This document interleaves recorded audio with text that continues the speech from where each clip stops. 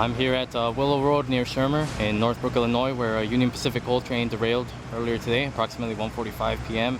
Central Standard Time. You can see right there a jumble of coal cars that have left the track because the bridge under them collapsed. Preliminary reports indicate that Shermer Road is going to be closed for a few months until this is all cleaned up and the bridge is rebuilt.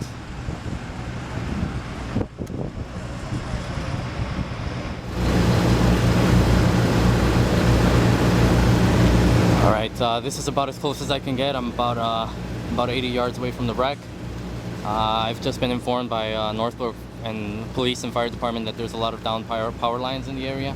So this is as close as I'm allowed to get.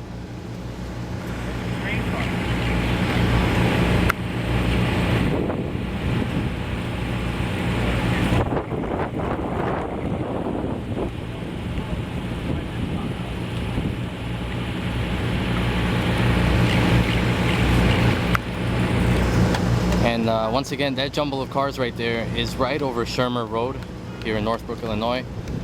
That's where the Shermer Road Bridge used to be. And this is on the Union Pacific so-called new line.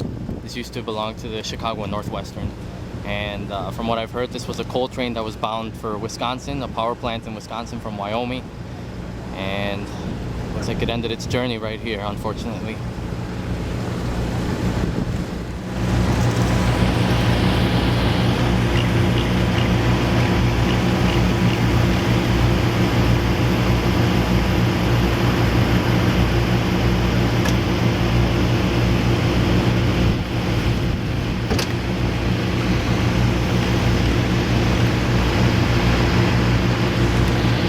All these businesses right here have been forced to shut down. They don't have any power. Power lines are down.